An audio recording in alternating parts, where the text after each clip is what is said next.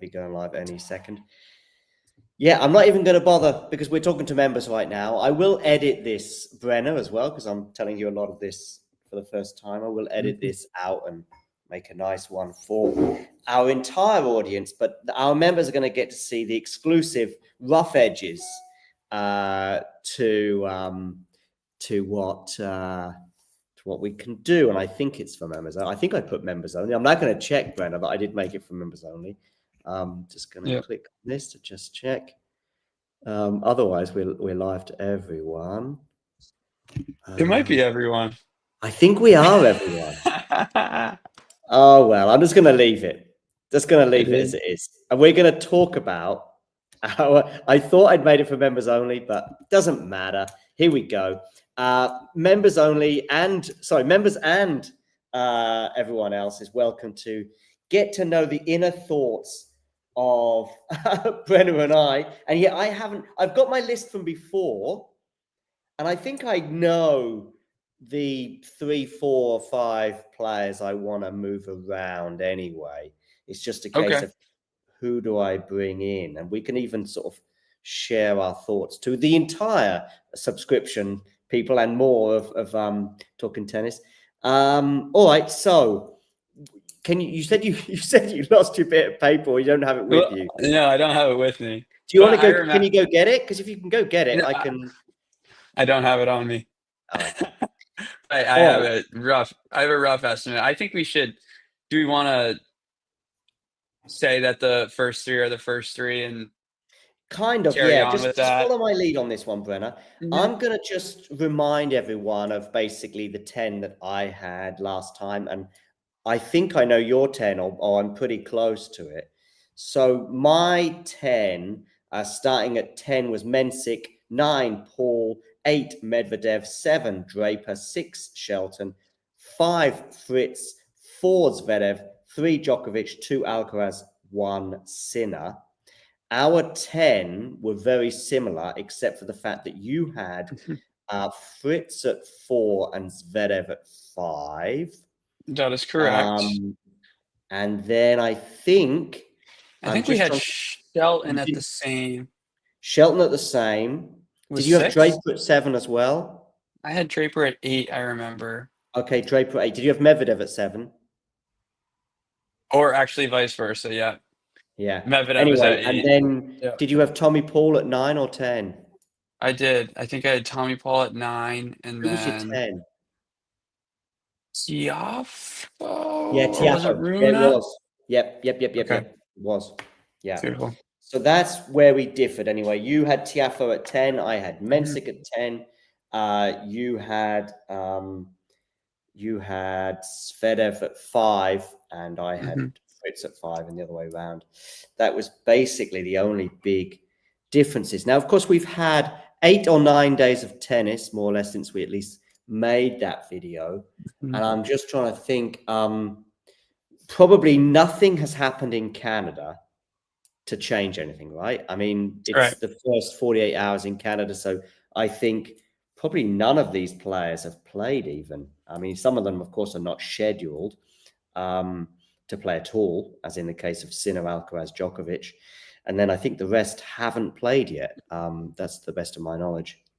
Unless, of course, you've got Minaur coming into your 10, then none of them have played yet. And I'm guessing you don't have Minaur in your 10. I do not. So let's think out loud. We had the winner, of course, being Minaur beating Davidovich Fokina. Alejandro Davidovich Fokina. Yep. Exactly. So those are 2 people that Minaur was kind of, if there were 2 or 3 players for me on the edge, Minaur was in the next section. And in a way, you know, Davidovich Fokina kind of won Washington in a way. In terms of power rankings, in a way, he did win it. He won probably more points in a power rankings than Minaur in so many ways. Right. But Minaur did actually win it. But those 2 are candidates for me to enter the top 10. Probably Minaur even more so, even if I am saying that Davidovich kind of won a lot of points as well, just because de Minaur was closer to the 10. Right. Yeah, I think I had de Minaur and Runa. Those are my two outside looking in. Oh, really? Okay. I Yeah, can tell you something now, right? go I've for it. just decided my first 6, the order of which are not changing a single bit. Me too. I'm fine with Okay. that. So so the question for you would have been, does Fritz move because of last week's quarterfinal, was it, or semi-final he got to? Quarterfinal. He lost to He lost to Davidovich Fokina. Fokina, and then Davidovich Fokina beat Shelton. Yeah. So yeah, I'll say a quick word on Fritz. Go on. I think Washington. It comes a little quick, and Fritz's Wimbledon run, was fairly heavy. 2 Mm-hmm. setters, Mm-hmm. and went against Alcaraz. I thought he gave a good shot, and he had looks. Probably should have pushed it to 5. And I think we talked about it. Probably 85-15 in terms of Alcaraz winning that 5th set if it does go. But regardless, I think it was just the transition coming back, on home soil, playing on hard courts again. Takes a little bit to adapt, and his legs just looked a little bit heavy to me, I think. And he did serve for it against Davidovich Fokina and failed to. Right. So there we are. We're talking about a potential semifinal clash with Shelton, which maybe would have helped us a bit, but still, for me, I value the longevity of the opportunity in terms of 2-week master, 10-day Yep. master. I think that will kind of show me more where he's at physically and also mentally. I don't know who was in the box, if everyone came or it was just Russell and one other coach or physio, but It's funny how I see what you mean with that. I mean, the Davidovich Fokina loss ages quite well in terms of the fact that obviously Davidovich goes on to beat Shelton and get to the final. The other thing, as much as we will, of course, take stock and certainly put emphasis on these tournaments, Washington, Toronto, and Cincinnati, there is always the 5-set thing as well. I mean, does he lose that if that's 5 sets? Does he even win it in 4 sets? Because even though he's down 2 sets to 1, we don't know, because your mentality going into that 3rd set, it's like, okay, it's 1 set all, and even the 1st set, so there's the butterfly effect, as Damien likes to talk about quite a bit, that if that's a 5-set match, Taylor could win it in straight sets, because there's just a slightly different mentality on every single point in a way as you go throughout. But like you, he didn't do enough to change for me. So he didn't, if he'd won the title, or maybe even if he'd had a Davidovich Fokina style loss in the final, then that might have been enough for me to push him up. If he'd gone out, if he'd lost to Shelton, that would have altered things potentially too, especially if it was a comfortable win for Shelton. And of course, if he'd gone out 1st round, or if he'd picked up an injury, that would have all. But in the end, it's par in a way, and therefore he doesn't move for me either. Yep. Yeah, I think that's fair. I think that's totally fair. And format is something that is probably like the biggest asterisk for me, especially with these players and kind of like the 6, 7 to 10 range. So yeah. So do we want to start on the outside looking in, or we want to go straight to number 7? Up to you. Where would you feel? I mean, you know your 10 off the top of your head, don't you? Right? Yeah. Yeah. So I haven't decided yet. That's my problem. I would like to potentially move Medvedev and Draper, and of course we've got some Tommy Paul news, isn't there? Isn't in terms of his health? It was more so the fact that he withdrew from Toronto. That was the news. I'll look into an update as we Do speak. that. But yeah, I think Medvedev's a good place to start, and that's where I would like to Yeah, start as sure. well, because Start with I want to move him up to number 7. Oh, you want to move him up? Yeah, I do. That's I do. interesting, because he didn't have a great Washington. No, he didn't. And the reason for that, I think, is once again, like pedigree. We talked about it a lot. on our first edition of this show, but U.S. Open, having won it before, and I also think I know this like doesn't necessarily line up, but because of I guess the poor season and the poor results, like why not have it come together? Can he go deep at one of these Masters and then have a good run at U.S. Open? I wouldn't put it past him. I guess that's kind of where my thoughts are at. I think it's a good kind of small training block after losing out on Wimbledon pretty early, and then yeah, Washington was tough. I mean, that was it. Playing Mute is a difficult match no matter who you are.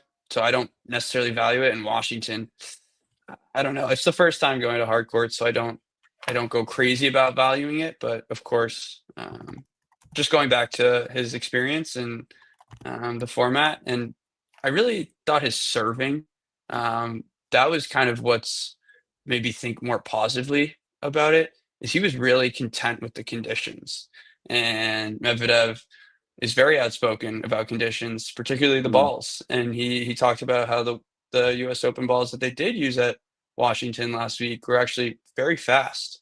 So he was happy with that. So with all that being said, that leads me to put Medvedev at number 7 this week. Does that therefore move Draper down to 8 for you, or does he go even further? Yeah, that moves Draper down to 8 for me. Yeah, fair enough. Yeah.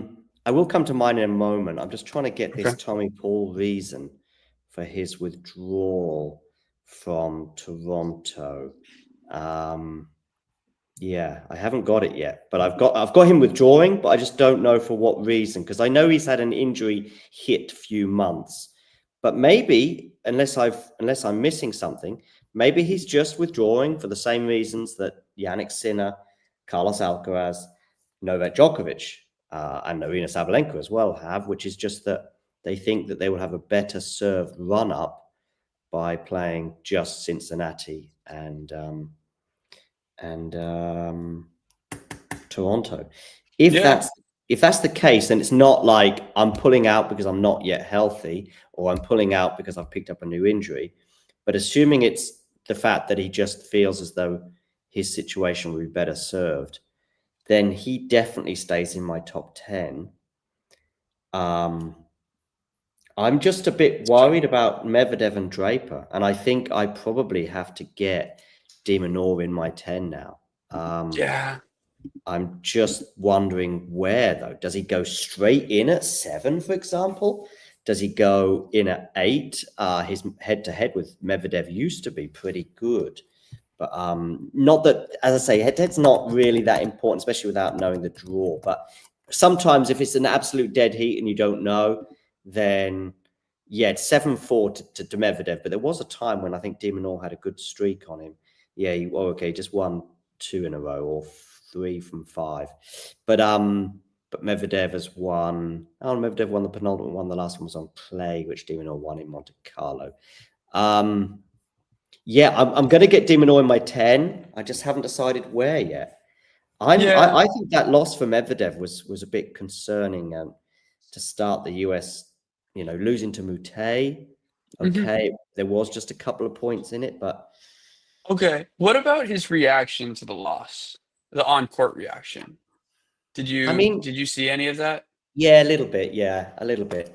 I mean, I've seen some of those reactions before, but sometimes you'd see that reaction, in the middle of a good season or in the middle of a good 3 months, and you don't maybe think about it so much. You just go, oh, well, he's kicking a camera and he's losing to Andre Rublev, but wait till he plays him in a couple of weeks, he'll beat him. And that's exactly what would happen, I'm thinking of Cincinnati when it was played at the US Open, I think, when he kicked a camera, I think it was in a loss to Andre Rublev. Do you know this story? So No. he runs into like a camera or something. Oh, yeah, I saw it. Yes, and he starts having a fight with the camera, basically. Yeah. And I'm pretty sure it was in a loss to Andre Rublev, and it was at one of the pre-US Open tournaments. I thought it was Washington, honestly. It might have been. It might have been. I can Google it now. Those two always play there, or they always enter that tournament as well. But yeah, I mean, it did cause problems this week. I mean, Monfils very early in that match ran into the Oh yeah, LED right. Yeah. scoreboard. So So I no, it definitely was in Cincinnati. it was okay. It was actually. I tell you what. So I've got it right. It was the Southern Open, but it was held Yeah. in New York. So it was COVID 2021, and it's the year Okay. he won the tournament. Won the US Open. So again, so that doesn't bother me as such, unless you thought there was something in the meltdown that made it even more significant.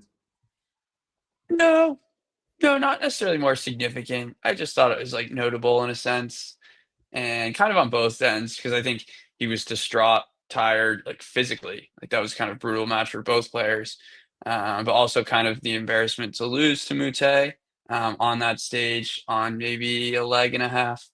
Yeah, it maybe just showed a little bit of I'm better than this type of situation. That's Well, he about it. certainly is. Yeah. I'm just getting this thing from 2021. So Medvedev crashes into Mhm. TV camera and kicks it in, lost to Rublev. Yeah, there we go.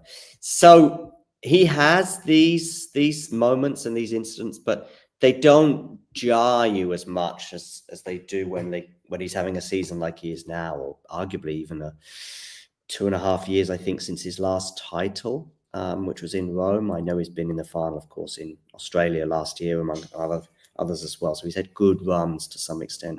Halle just a few weeks ago. Yeah, Halle as well. That was his first final, I think, in a while, though, wasn't it? Right. Yeah, Okay. because the problem is that Halle happens, and I go into Wimbledon, and then he just undermines it all with an early loss at Wimbledon. So yeah, I mean, Draper, we're assuming is still going to be fit. So you know what? I'm going to leave Draper at 7. Okay.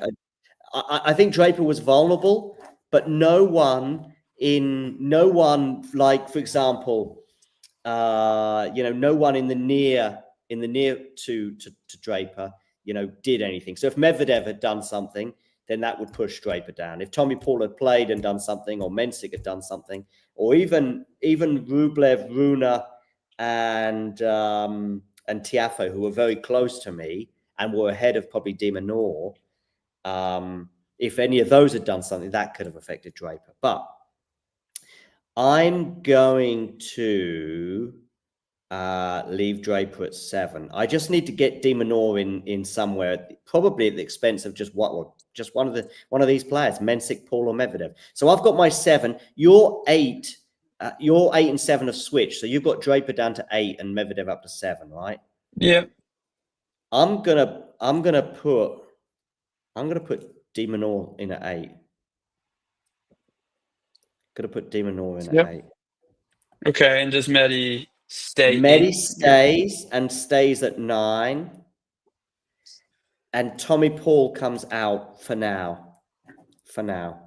Not, it doesn't seem like there's any big deal, but if he'd played Toronto, he probably would have stayed in my 10. So for now, the only changes are I'm going to keep Mensik at 10 because he was never planning on playing Washington, and he is playing. I don't know who he's playing in Toronto, but he'll be playing someone. I don't either. He'll be playing someone in the next day or so. His He's playing ranking's so tomorrow good, he got a against bye. Boyer. So my Okay. eyes will certainly be on that one. And Jakub's position in my 10. He's seeded 12 there, of course, but that's because there's a lot of absence. So yeah, I've got my 10 pretty clear now. 1 Sinner, 2 Alcaraz, 3 Djokovic, 4 Zverev, 5 Fritz, 6 Shelton, 7 Draper. I think the first 6, I think I've pretty much explained. Draper just stays there because no one near that 5 or 6 below him did anything. It was somebody that was far enough away, as in de Minaur was sort of 5 or 6 spaces away from him in my list. That meant he stayed at 7. So de Minaur comes in at 8. Medi does drop to 9. Then it's just a question of, do I move Mensik out or do I move Tommy Paul out? Well, Mensik was at 10 on the basis of him not playing Washington and him playing Toronto. Tommy Paul was placed at 9 on the basis of him playing Toronto, Cincinnati, and and the US Open. But I don't dislike his decision to pull out. But it's just because he's had this injury hit few months that, yeah, maybe he's not playing Toronto because he doesn't want something to flare up. Whereas if it gives him another 2 weeks, then he's got Cincinnati and the US Open and he's good to go. And if he has a healthy Cincinnati and he has a healthy 2 or 3 wins, he probably comes back in. But for now, that's my 10. What about you? So I'm going to bring this up, and I apologize for being a little bit delayed in this, but Tommy Paul Yep. news, because that's what I'm dealing with now. I got 2 spots, and I'm really deciding between Tommy Paul, Tiafoe, de Minaur, and Runa. But from what I'm reading, this is from Nick Lester. Oh yeah, I know Nick. I know. Yeah, I know who he is. He said on July 27th, 2 days ago. he's going through some significant injury woes. From what I understand, it's a hernia problem he's been dealing with for a while. It doesn't sound like a quick fix. Okay. So what I take from that is, given kind of the timeline, Tommy Paul just got engaged last month.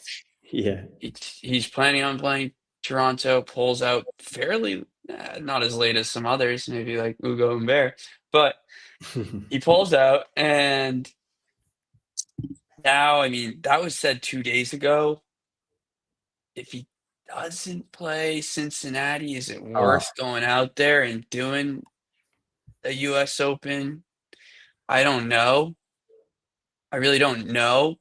So honestly, it's sad to say, because I battle between de Minaur and Tommy Paul. I don't know what their head-to-head is, but that would be like a really engaging matchup in a best of 5 format. I think Tommy Paul, I would have him just a nudge ahead of de Minaur. I think I would in New York, but it's interesting. The head-to-head's 5-1 in de Minaur's favor. It's one of those ones where somebody is ranked. I mean, okay, de Minaur right now is ranked 8, but often de Minaur is sort of in the 11 and 12. Yeah, exactly. And he's got someone he's just 1 or 2 spots ahead, but he does beat them. The last meeting they had was, that's right. Tommy Paul had lost a bunch of matches and had lost the first 5. Right. And I remember watching that with Mario, actually. The Rome encounter that was a straight set win, but it was close actually in a way. I think there was quite a few breaks and twists and turns in there that. was. Yeah, the first set was kind of all over the place. But anyway, bringing it back, I think that this news, it's sad to see and hear, and it's gonna move Tommy Paul out of my top 10 this week. So at 9, I'm gonna go Alex de Minaur, and at 10, I'm gonna go Tiafoe. But I mean, 10 I think is fitting when we're talking US Open. Say we put him up against a Mensik, very, very, tight battle. Tiafoe showed me he like I said, he served for the first set against Shelton, but failed to. So that I'll start with a concern. Some of these service games were just not convincing enough in Washington for a player like him, and going against Kovacevic and even Shelton. Like, the ability to lose your serve, I think it might have been 2 or 3 times even in that first set. That's just not necessary. It's not acceptable on a quicker hard court. So that is a bit concerning, but I just think the pedigree and the experience and the opportunity and the stage is just Tiafoe written all over it. And so that's going to do enough to put him inside the top 10.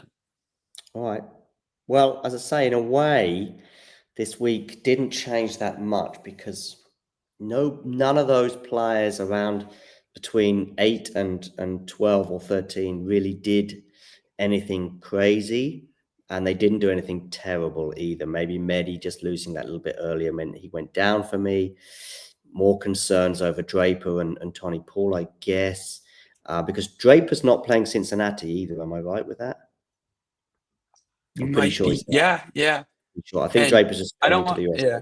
I don't want to cut you off, but we should do like a 2 to 3 minute kind of preview on like the guys to watch this week. For example, Runa, how did he deal with? Yeah, okay. So I would highlight Runa, does withdraw from Washington. So let's see how his back holds up. He just beat Mpeshi Pericard today. Musetti, another guy who lost early in Washington, Nori in 3 sets. But he did advance today versus Duckworth. We'll see how he holds up. Mm-hmm. And then I think probably Rublev would be another one. Yeah. And then I mean, for you as well, the Zverev Fritz one must be flexible, I would have thought, over this. Like if Zverev beats Fritz twice en route to winning Canada and Cincinnati, wouldn't that change your mind? And equally, by the way, if he lost twice with Fritz winning, right. that would obviously make a big difference for me, you know? Yeah. No, that's true. That's true. I feel like Shelton's not going to go anywhere for me. Shelton probably can't.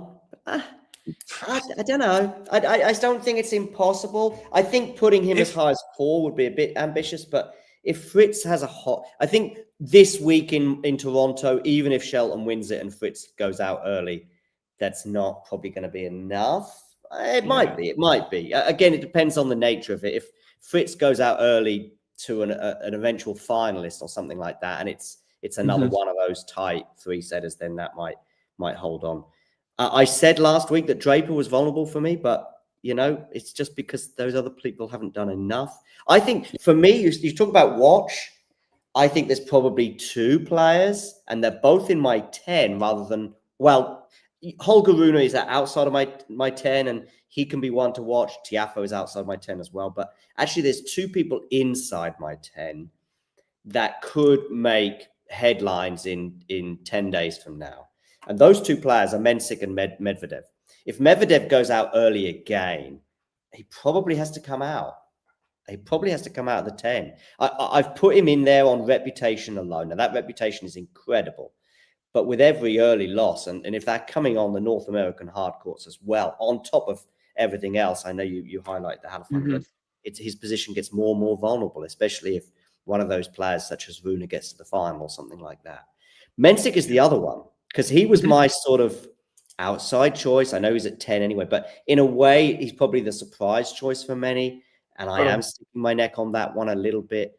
And so, of course, if he has an outrageous run, I'll be smiling and maybe even boosting him up. And maybe he could go as high as 7. Because I think, you know, there's nothing about the first 4 of any solidity. We just mentioned how it's going to be difficult for Shelton to go up. It's also going to be difficult for Shelton to go down. And the first 3 are pretty much cemented. Maybe if Zverev does the double, maybe I have to get him in the 3 somewhere. But I think that's about it. So, and the chances of that obviously very, very slim. So really, it's all about pretty much spots 7 to 10 in the next 10 days, certainly. And yeah, Mensik is the one in a way, even more interesting than Medi. Because let's say Medi goes out in the quarters, then he probably stays in my 10, albeit he goes down 1. Mensik, if he goes out first round, well, I can't stick with him. His position is that vulnerable. And yet, if he has a good run and if he has an amazing run, yeah, he could be a huge riser as high as 7. Because as I say, I don't think Draper's in a particularly solid foot in there either. Right. Was Arthur Fees on your outside looking in?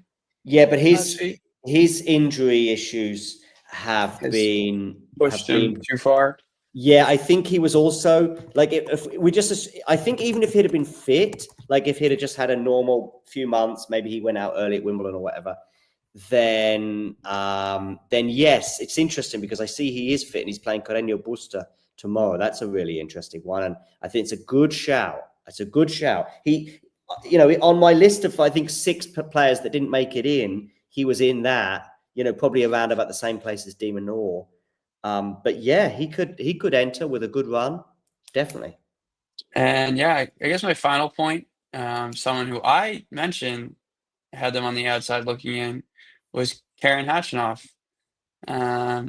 You know, we'll see kind of what happens. Doesn't look like too difficult a draw for him, and it wouldn't surprise me to see him in the semifinal of Toronto. So just something to monitor. If somebody has a great run, but then they lose to the first good player, their rankings in the ATP world will go up or go down or whatever, you know, go up. But it probably doesn't help them too much. And yet, it's a bit. So we also look at the people they lose to. If we look at Taylor Fritz losing by a couple of points to the eventual finalist who maybe should have won Washington, that's a defeat that ages quite well for the power rankings, but it doesn't for ATP rankings, and nor should it. Right. But, because we've got we tried to be objective, but there is some subjectivity to it. That can have an effect. And so Khachanov, let's just say, doesn't play anyone inside the top 20, gets to the semifinals in Canada, and then loses to Holger Rune, or I don't know which side of the draw he's in, but then it's like, well, yeah, not for me. But I think that's a good one. The Feast, Rune's an obvious one, but I think Feast is somebody that people have been maybe forgetting because of these injury issues. And I think Feast and maybe Mensik and Medvedev, those are sort of the three players I'm very interested in, because I think they could have an impact on the next episode we do, which will be after Canada, probably about 10 days from now. Any final words? Good for me. All right. So this was an episode that was going to be pre-recorded and it was going to be live for members only. But because I made a couple of mistakes with the buttons, everyone got to see it live. And I'll obviously make a thumbnail and correct the headline later on to something a bit more interesting. But for now, our 10 is pretty much set. I'm going to just remind everyone, I've got in reverse order, slightly changed 9 and 8 from last time, but here we go. Number 10, Jakub Mensik. Number 9, Daniel Medvedev. Number 8, Alex de Minaur. Number 7, Jack Draper. Number 6, Ben Shelton. 5, Taylor Fritz. 4, Alexander Zverev. 3, Novak Djokovic. 2, Carlos Alcaraz. And 1, Yannick Sinner. And your 10? 10, Francis Tiafoe. 9, Alex de Minaur. 8, Jack Draper. 7, Daniil Medvedev. 6, Ben Shelton. 5, Sasha Zverev. 4, Taylor Fritz. 3, Novak Djokovic. 2, Carlos Alcaraz. 1, Yannick Sinner. Okay, cool. Of course, I think after Cincinnati, we might see the most movers, because that's when we're going to see all of these players in action, assuming they're fit. Well, Jack Draper besides. But anyway, that'll be for a few weeks from now. But otherwise, thanks everybody for tuning in. And I'm looking for the video drill. If you enjoyed this video, make sure you hit that like button. Don't forget to subscribe and click that notification bell so you don't miss out on all things tennis.